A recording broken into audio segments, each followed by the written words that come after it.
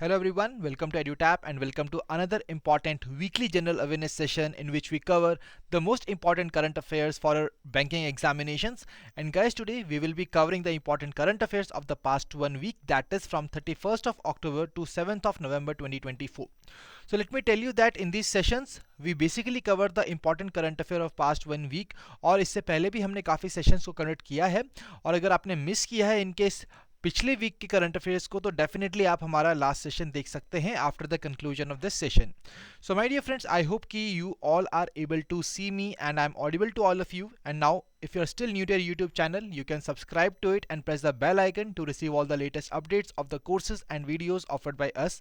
और अगर आप हमारे सेशंस की पीडीएफ को डाउनलोड करना चाहते हैं तो उसके लिए आप हमारे टेलीग्राम चैनल को ज्वाइन कीजिए, जिसका लिंक आपको मिलेगा डिस्क्रिप्शन के अंदर, जिसके थ्रू आप हमारे सभी जो सेशंस हैं उनका पीडीएफ एक्सेस कर सकते हैं। ठीक है, तो आई होप कि this is very much clear to all of you.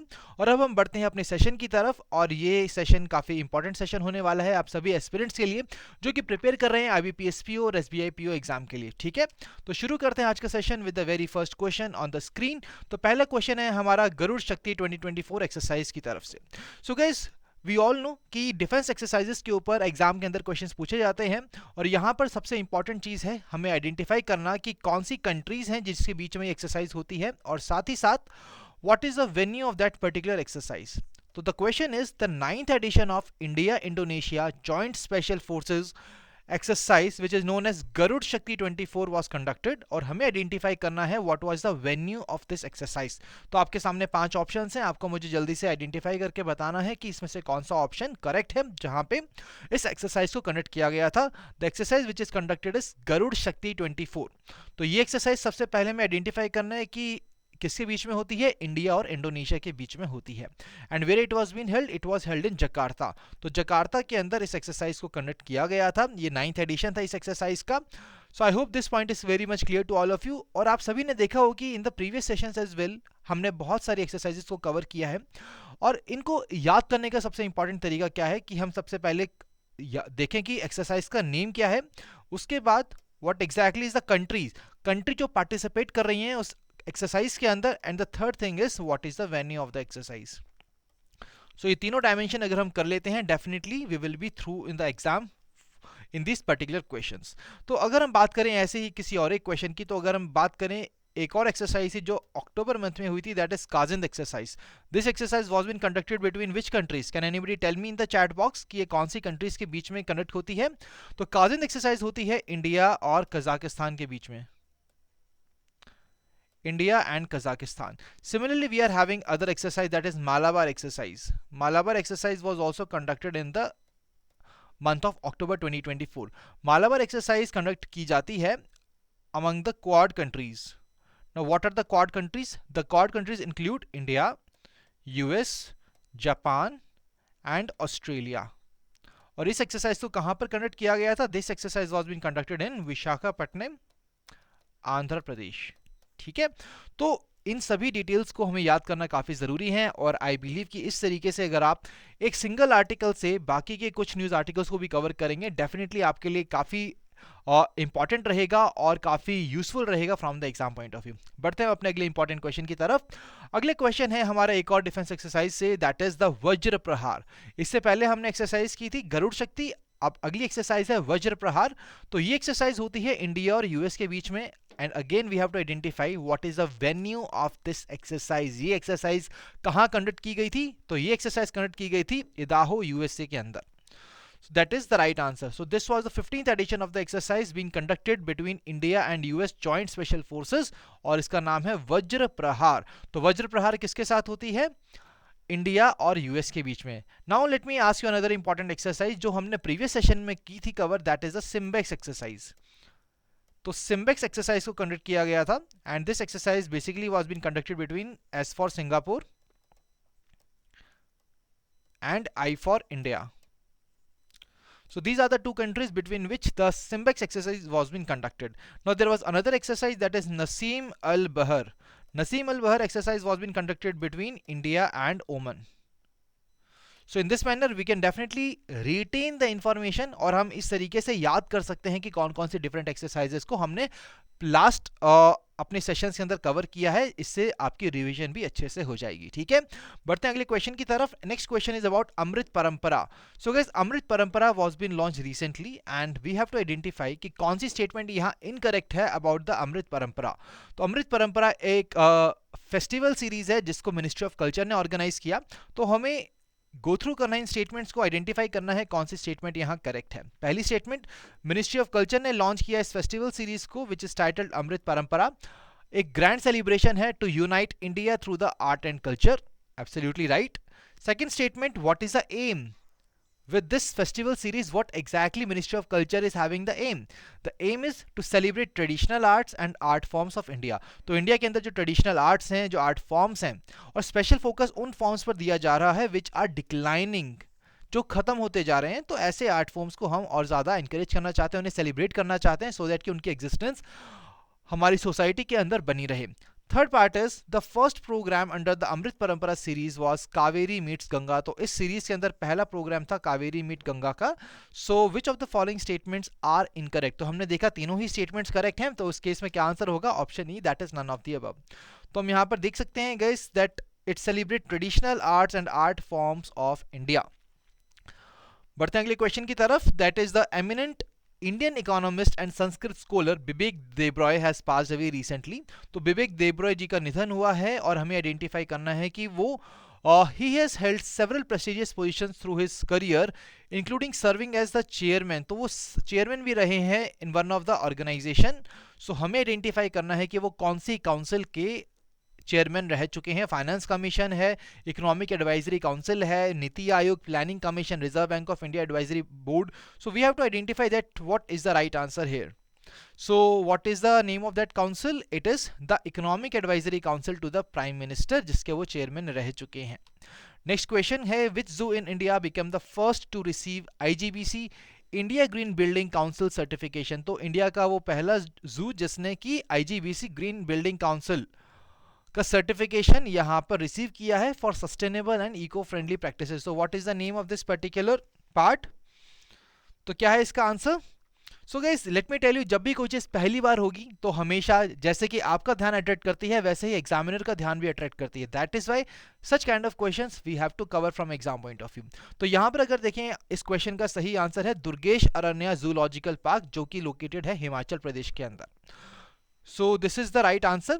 और आप देख सकते हो कि ये जो पार्क है it is located in Bankhandi, Kangra district of Himachal Pradesh, और ये पहला जू बना है इंडिया का टू रिसीव IGBC सर्टिफिकेशन।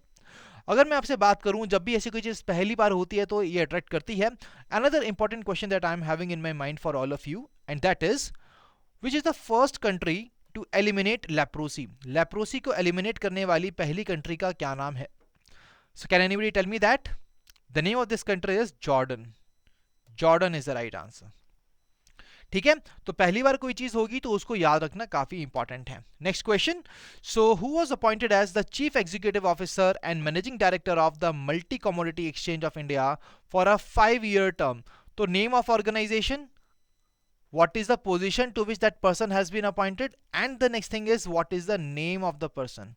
तो ये काफी इंपॉर्टेंट है, name of person, name of organization and the position.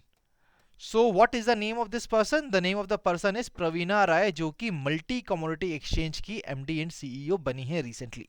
ठीक है, I hope this is clear to all of you. तो ऐसी जो रिसेंट अपॉइंटमेंट्स हैं, कोई हेड बनता है तो काफी इंपॉर्टेंट रहता है एग्जाम पॉइंट ऑफ व्यू से। For example, if I ask you that who has recently become the chief minister of Jammu and Kashmir, तो जम्मू एंड कश्मीर के नए चीफ मिनिस्टर का क्या नाम है? The name of the person is Omar Abdullah. Omar Abdullah is the right answer. Next question, so is on the World Tsunami Awareness Day. So whenever we are covering any important day, we have to cover what is the date on which that day is being celebrated, and the next thing is what is the theme of that day. कभी कभी आपको theme नहीं मिलेगी but date will always be there. तो यहाँ पर question था world tsunami awareness week के ऊपर, हमें आइडेंटिफाई करना है कौन सी डेट को इस डे को सेलिब्रेट किया जाता है। सो it is celebrated every year on 5th नवंबर। 5 नवंबर को हम सेलिब्रेट करते हैं सुनामी अवेयरनेस डे, और ये वही दिन है जब we all know guys that December 26, 2004 में अर्थक्वेक आया था इंडियन ओशन के अंदर, जिससे बहुत ज़्यादा डिस्ट्रक्शन हुई थी और हमने उसको नाम दिया था tsunami. Tsunami, it is a Japanese word. which is made with the words Su and Nami, where Su stands for harbor and Nami stands for waves. I hope this point is clear to all of you. So 2015 के अंदर हमने design किया, हमने declare किया that 5 नवंबर को हम celebrate करेंगे world tsunami awareness day. ठीक है. सिमिलरली गाइस एक और डे है जो हमने अक्टूबर मंथ के अंदर डेफिनेटली कवर किया, that is the world food day. तो वर्ल्ड फूड डे हम कौन सी डेट को सेलिब्रेट करते हैं? वर्ल्ड फूड डे सेलिब्रेट किया जाता है एवरी ईयर 16 अक्टूबर को. बढ़ते हैं अगले क्वेश्चन की तरफ. So who has been appointed as the secretary general of the world agriculture forum? World agriculture forum के सेक्रेटरी जनरल जो अभी रिसेंटली अपॉइंट हुए हैं उनका क्या नाम है? So guys very important point we have to see here. जब भी कोई अपॉइंटमेंट होती है, किसी कंट्री का हेड चेंज होता है या फिर किसी ऑर्गेनाइजेशन के हेड चेंज होते हैं, we have to cover these important parts. अगर हम बात करें वर्ल्ड एग्रीकल्चर फोरम की, so recently Jacqueline d'Arros Hughes has basically been appointed as the secretary general of world agriculture forum, जो कि हेडक्वार्टर्ड है नीदरलैंड्स के अंदर. तो नीदरलैंड के अंदर ये ऑर्गेनाइजेशन हेडक्वार्टर्ड है. Moving to the next question. So next question is about international solar alliance which has hosted the 7th session of its assembly. International solar alliance guys we all know एक international organization है which works with the governments to mitigate the climate change and to foster the efforts which we are taking in against the climate change. Apart from that, it also promotes the solar energy. It promotes the usage of solar energy as a solution to make the world carbon neutral. तो अगर हम बात करें यहाँ पर, तो we have to identify that कौन सी statements यहाँ correct है about this particular session. पहली statement, ISA जो ये session है असेंबली का, it is a yearly apex decision making body. तो हर एक ऑर्गेनाइजेशन में एक हाईएस्ट डिसीजन मेकिंग बॉडी होती है. जैसे आपकी फैमिली है, वहाँ पर एक पर्सन होंगे जो कि डिसीजन लेते होंगे, right? Final decision is being taking by that one person. So basically इसी तरीके से डिसीजन मेकिंग बॉडी होती है ऑर्गेनाइजेशंस के अंदर. तो it represents each member country and meets annually at the ministerial level at the ISA seat. Second statement, Republic of India and France have retained the presidency and co-presidency of assembly. Third is 7th session of the ISA assembly has selected Ashish Khanna from the Republic of India as the third director general and he will replace Prahlad Joshi. हमें identify करना है कौन से statements correct हैं guys. तो statement number 1 and 2 are correct, but statement number 3 is not correct. And why it is not correct? Because अगर हम बात करें तो Prahlad Joshi was the president of this particular assembly, but अगर हम बात करते हैं ISA की, तो ISA के प्रेजेंट प्रेसिडेंट हैं अजय माथुर, जिनको रिप्लेस करेंगे आशीष खन्ना, जिनको रिसेंटली अपॉइंट किया गया है as the new director general. ठीक है. तो डायरेक्टर जनरल हैं अभी अजय माथुर, जिनको रिप्लेस करेंगे आशीष खन्ना. तो यहाँ इस न्यूज से हम देख सकते हैं कि इंटरनेशनल सोलर अलायंस ने अपना 7th सेशन यहाँ कंडक्ट किया इंडिया के अंदर, and it is yearly apex decision making body which represents each member country. And during the 7th ISA Assembly, Republic of India and France have retained their presidency and co-presidency of the Assembly for a period of 2024 to 2026. अगर हम बात करते हैं president की, तो president of the assembly was Prahlad Joshi. अगर हम बात करें डायरेक्टर जनरल की, तो डायरेक्टर जनरल जो थर्ड डायरेक्टर जनरल बने हैं ISA के, वो बने हैं आशीष खन्ना, और ही will be replacing doctor Ajay Mathur. That is the right answer. तो ये सारे इंपॉर्टेंट पॉइंट्स हमने डिस्कस कर लिया है. बढ़ते हैं अगले क्वेश्चन की तरफ. अगला क्वेश्चन है आपका फर्स्ट एशियन बुद्धिस्ट समिट के ऊपर which was held with the theme of role of Buddha Dhamma in strengthening Asia. हमें आइडेंटिफाई करना है कि ये जो समिट है ये कौन से सिटी के अंदर ऑर्गेनाइज की गई थी. तो जब भी कोई समिट होगी तो उसका वेन्यू काफी इंपॉर्टेंट है, उसकी थीम काफी इंपॉर्टेंट है. So here what exactly is the venue? The venue was New Delhi. It was held in the Indian city of New Delhi. I hope this is clear to all of you guys, right? Similarly अगर हम बात करते हैं, recently we all know that Indian 19th International Conference of the Drug Regulatory Authorities had taken place. तो international conference हुई थी drug regulatory authority की. तो ये कॉन्फ्रेंस कहां पर हुई थी? ये कॉन्फ्रेंस हुई थी न्यू दिल्ली में. Let me tell you that it was the very first time that this conference was held in India. I hope you will be able to correlate these points with this particular news article. अगर हम बात करें तो first Asian Buddhist summit we have already covered. It was organised in New Delhi and the theme was role of Buddha Dhamma in strengthening Asia. बढ़ते हैं अगले question की तरफ. So a Kannada film, short film titled sunflowers were the first ones to know, इसने qualify किया है for the Oscars 25 in the live action short film category. तो live action short film category में इन्होंने यहाँ क्वालिफाई किया है। And we have to identify who is the director of this film, इस फिल्म के डायरेक्टर का क्या नाम है। So let me tell you that ये FTII के स्टूडेंट रह चुके हैं। And what is the name of that person, that is Chidanand S Naik, option C is the right answer. Guys अगर हम बात करें इसी तरीके से, तो recently it was announced one of the movie has been become nominated as the official entry in the Oscars from India in the best international film feature category. So what is the name of that movie? That name movie is लापता ladies. आई hope कि आप सभी ने इस movie को देखा है। So लापता ladies is the name of that movie which has become the official entry of India for the Oscars। ठीक है, और मैं आपको बता दूं एक और इंपॉर्टेंट की फैक्ट यहाँ पर कि ऑस्कर्स को हम अकेडमी अवार्ड से भी जानते हैं। And this year 97th Academy Awards will be taking place, right? बढ़ते हैं अगले क्वेश्चन की तरफ। Next question is NTPC and ONGC through their subsidiaries NTPC green energy limited and ONGC green energy limited have formed a joint venture. तो इन दोनों ने अपनी अपनी सब्सिडियरीज की हेल्प से एक जॉइंट वेंचर कंपनी को बनाया है which will be focusing on renewable energy projects. हमें आइडेंटिफाई करना है कि इसमें ओनरशिप रेशियो क्या रहेगा इस पार्टनरशिप के अंदर। इन दोनों ही कंपनीज का ओनरशिप रेशियो क्या रहने वाला है। So that will be is the 50:50 ratio, दोनों का सेम रेशियो रहेगा, बराबर शेयर होल्डिंग रहेगी।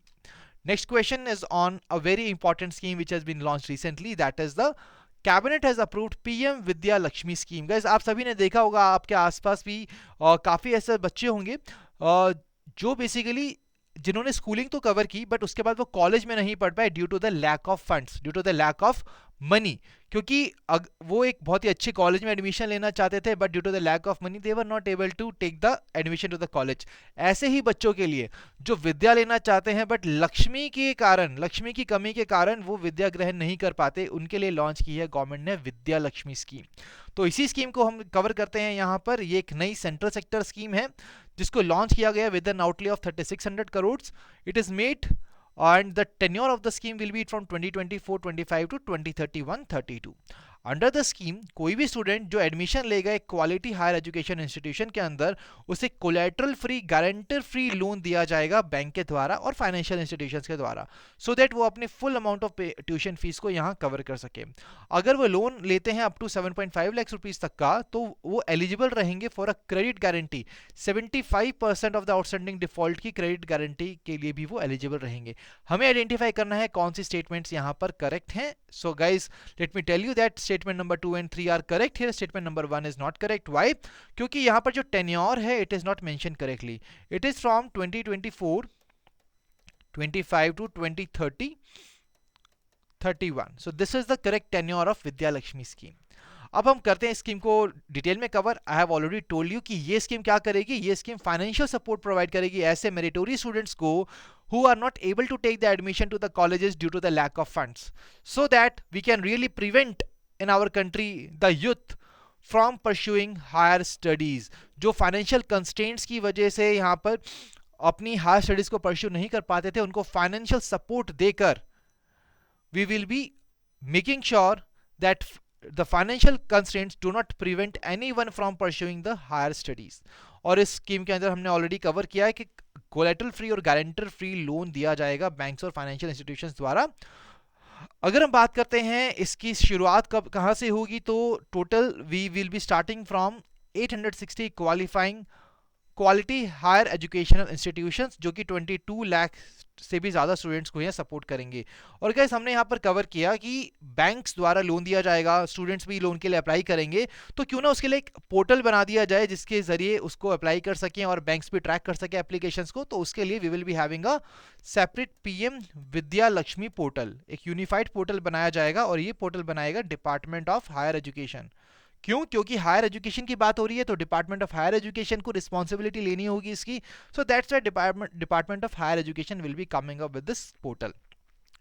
नाउ गाइस अब बात आती है कि ये जो स्कीम है कौन कौन सी यूनिवर्सिटीज पर, कौन से कॉलेजेस पर लागू होगी। सो हम सभी ने पढ़ा है NIRF रैंकिंग्स के बारे में, तो वो सभी यूनिवर्सिटीज और कॉलेजेस जो NIRF रैंकिंग्स के अंदर इंक्लूडेड हैं उनको यहाँ पर किया जाएगा इंक्लूड। अगर कोई student in organisations, in institutions के अंदर पार्ट एडमिशन लेना चाहता है and he is lacking the fund और she is lacking the fund, then they can really get the benefit of Vidya Lakshmi scheme. तो ये जो इंस्टीट्यूशंस है ये आपके गवर्नमेंट भी हो सकते हैं, प्राइवेट भी हो सकते हैं, बट उनकी रैंकिंग होगी top 100 in NIRF in the overall. और यहाँ पर कैटेगरी स्पेसिफिक और डोमेन स्पेसिफिक रैंकिंग को भी कंसिडर किया जाएगा। State government higher education institutions जो कि 101 से 200 के रैंक के बीच में हैं, उनको भी यहाँ पर इंक्लूड किया जाएगा। अपार्ट फ्रॉम दैट, अगर हम बात करें कि क्या आउटले रखा है गवर्नमेंट ने ऐसी स्कीम के लिए, क्योंकि जब भी ऐसा हम स्कीम लॉन्च कर रहे हैं तो कोई ना कोई आउटले रखना बहुत ज़रूरी है, क्योंकि गवर्नमेंट का एक्सपेंडिचर होगा उस पर, ठीक है। तो क्या एक्सपेंडिचर रहेगा? 3600 करोड़ रुपीस गवर्नमेंट ने निकाले हैं इसके लिए। And the tenure of the scheme will be 2024-25 to 2030-31।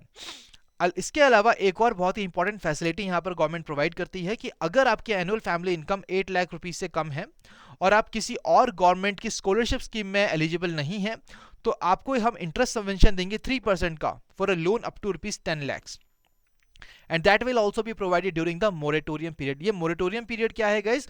For example, Vidya is a student who is doing BTech, ठीक है, और उन्होंने लोन लिया है, एक एजुकेशन लोन लिया है under the Vidya Lakshmi scheme.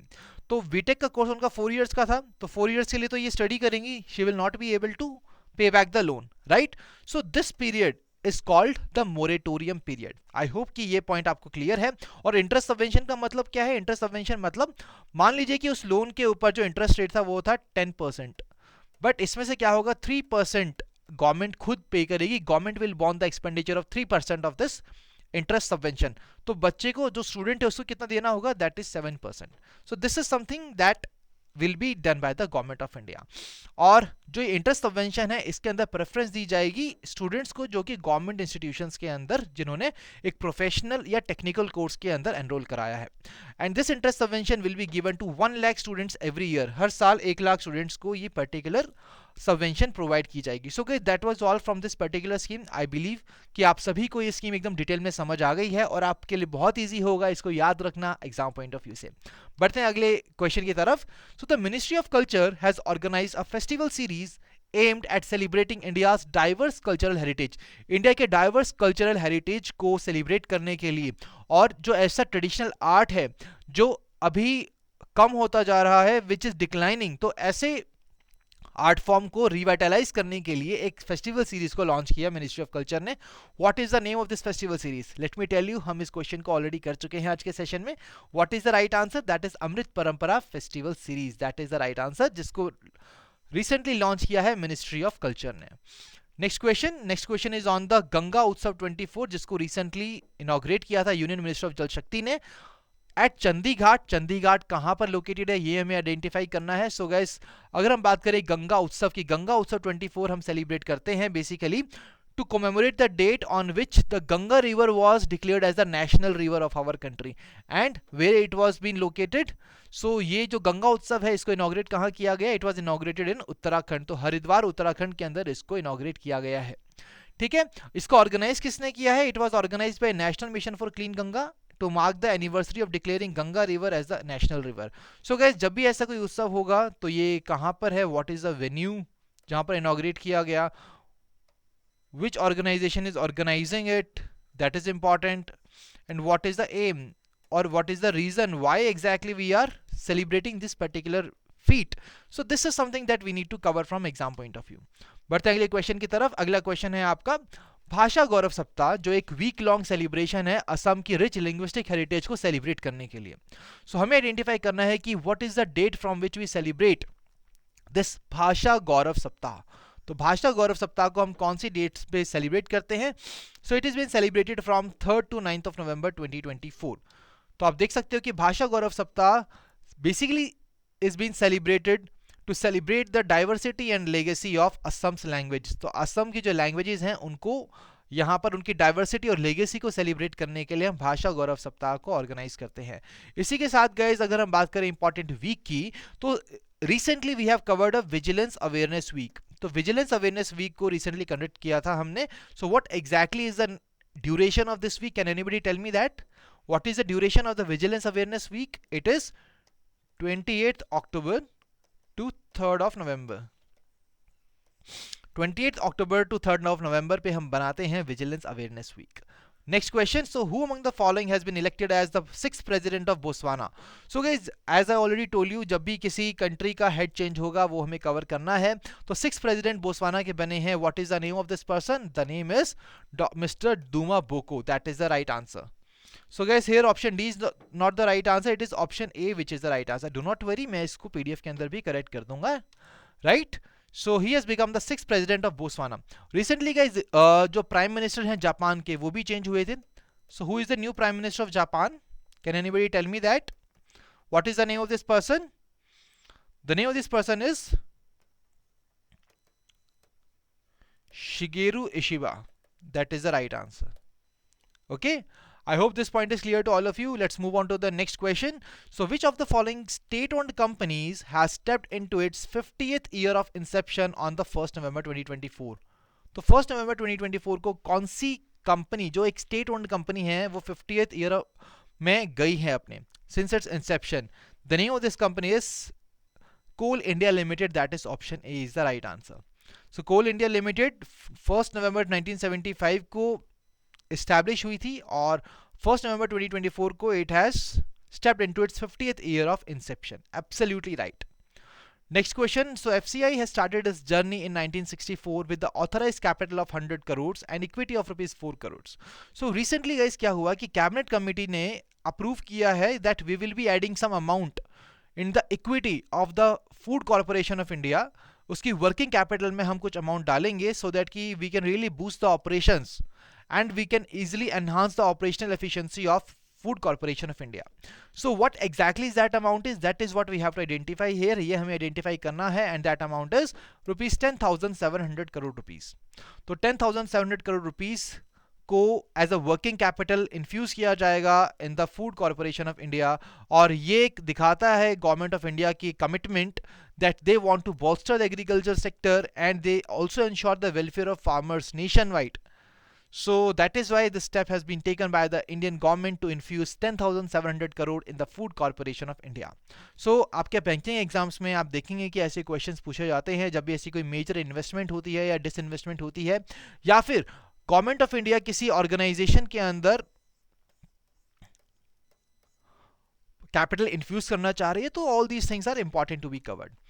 अब बढ़ते हैं अगले क्वेश्चन की तरफ. So the former US president and Republican Donald Trump has made a comeback as he has won a second term in office on the 6th of November 2024 and he has become the dash president of the United States.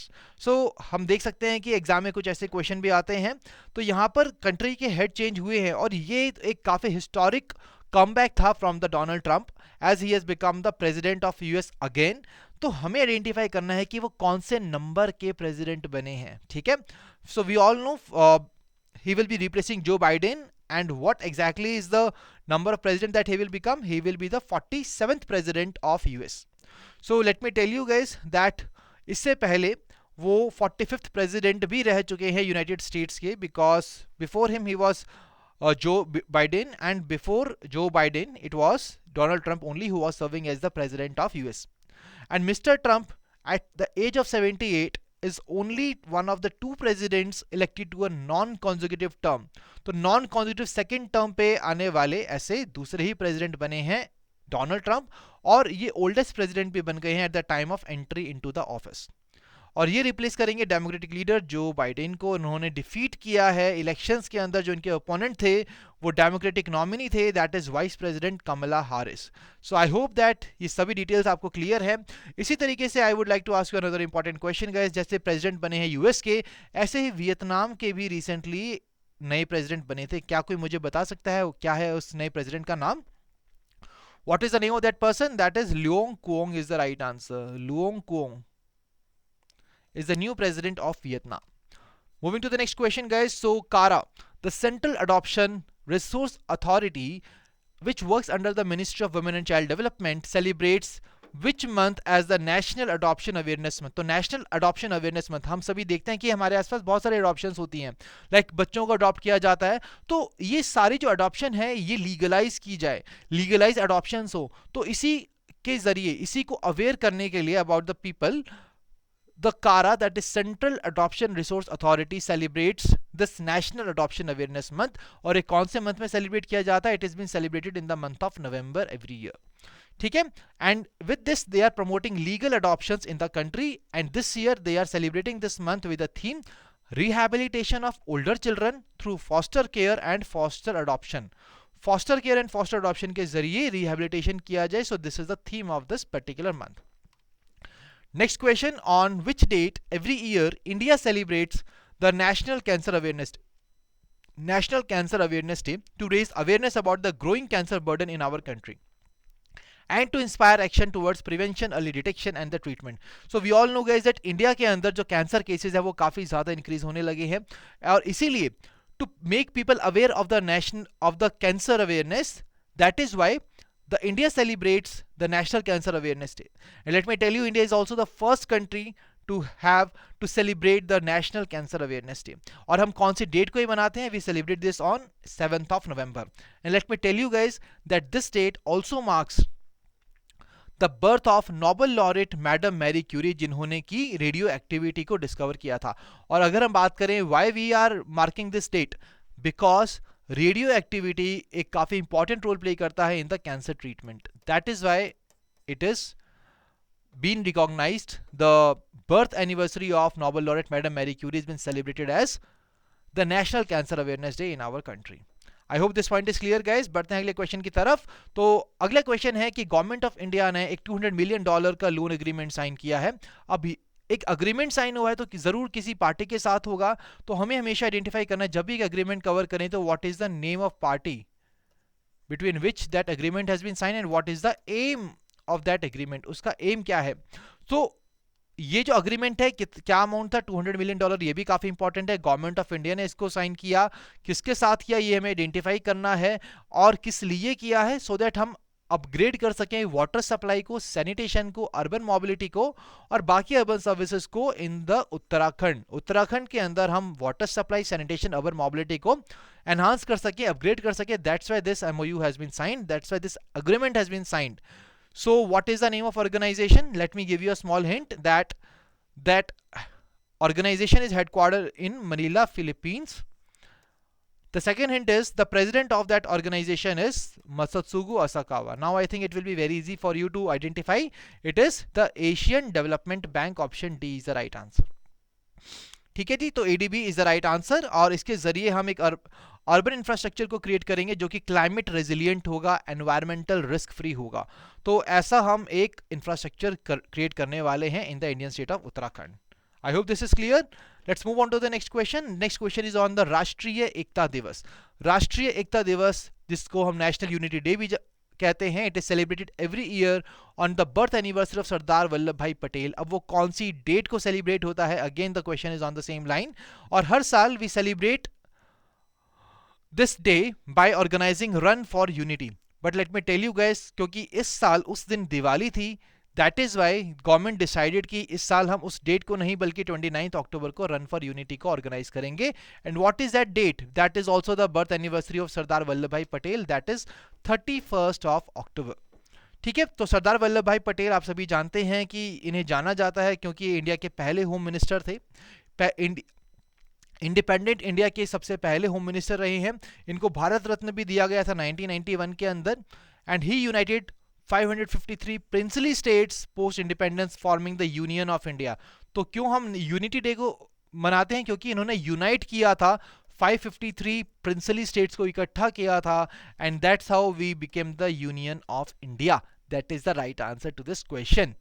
Now moving on to the last question of the today's session. So the Indian Grand Master, जिसका आपको नाम बताना है, जिन्होंने history बनाई है by becoming the youngest Indian and only the second from the country after Viswanathan Anand. Viswanathan Anand के बाद ये ऐसे दूसरे इंडियन बने हैं जिन्होंने सरपास किया है 2800 ELO मार्क रेटिंग मार्क को. What is the name of this person?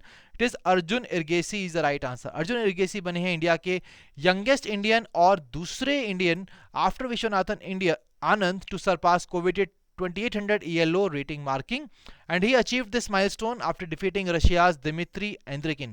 तो दिमित्री एंद्रिकिन को हराने के बाद इन्होंने ये इस माइलस्टोन को अचीव किया और इससे ये वर्ल्ड नंबर 3 पर आ गए हैं लाइव रेटिंग लिस्ट के अंदर. ठीक है, सो अगर हम बात करते हैं कि ओवरऑल वर्ल्ड में सबसे यंगेस्ट पर्सन कौन है जिसने इस फीट को अचीव किया है, that is the Frenchman Alireza Firouzja, जिन्होंने इसको अचीव किया at the age of 18 years and 5 months only, and who was the youngest player to cross the 2800 barrier of ELO rating mark. So guys, with this we are done with this particular question and we are done with the today's session. So I believe कि आप सभी को आज का session बिल्कुल पसंद आया होगा और हमने आज के सेशन में वो सारी इंपॉर्टेंट डिटेल्स को डिस्कस किया जो आपको कवर करनी चाहिए from the exam point of view. And my dear friends, I believe कि आज का सेशन काफ़ी यूजफुल एंड फ्रूटफुल रहा आपके लिए. और अगर आपको कोई भी क्वेरी है सेशन से रिलेटेड, आप डेफिनेटली कमेंट सेक्शन के अंदर उसको पोस्ट कर सकते हैं और आप हमें ईमेल भी कर सकते हैं at hello@edutab.co.in. आप हमें कॉल भी कर सकते हैं 8146207241 के ऊपर. और साथ ही साथ let me tell you again that every Saturday at 7 AM we come with our weekly general awareness session. So I hope कि आप सभी को ये सेशन पसंद आया है और आप आगे आने वाले टाइम में भी सेशंस को कंडक्ट ज़रूर यहाँ पे आइए आप सेशन के अंदर और सेशन को देखिए और साथ ही साथ हमारे जो पुराने सेशंस हैं उनको भी देखिए, because they are really going to help you in your current affair preparation of your banking examination. So guys, we will meet you in the next session. Till then, stay happy, stay healthy. Wish you all happy learning.